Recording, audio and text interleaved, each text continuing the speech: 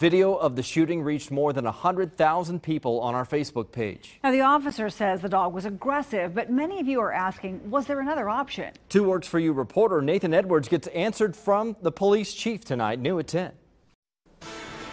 Chief Phillips made one thing very clear tonight. Officer safety comes first, and he says his officer was simply protecting himself.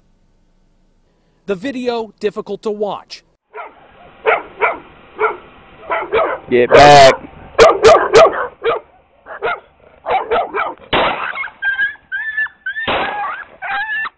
The images constantly running through the mind of Chief Richard Phillips. They have our deepest sympathy because we don't want to take anybody's pet. Today his department flooded with angry phone calls. If we could handle things differently, well, then we would. But it's hard to say what we could do in a given situation as they arise. The chief says in the heat of the moment, the officer did what he thought was best to protect himself.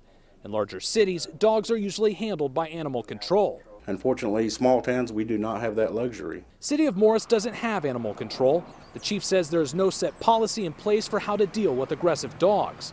We turn to the experts to learn what's considered best practice. The decision-making process starts even before the officer is looking at the dog's behavior. Janice Bradley with the National Canine Research Council says officers need a calculated plan to protect themselves and the dog and need to read the animal's behavior. So your default assumption is if a dog is approaching me, he's probably wanting to greet me. Unless the dog's making obvious signs saying back off. In that case, she says it's best for the officer to keep some distance. It's nice of him to at least apologize. But you can't replace her.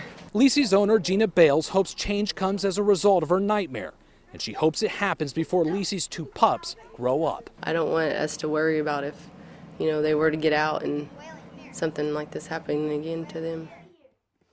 The Morris police chief tells me that he is currently seeking out new training opportunities for his officers and hopes to have a new protocol in place in the coming weeks. Nathan Edwards, 2 Works For You.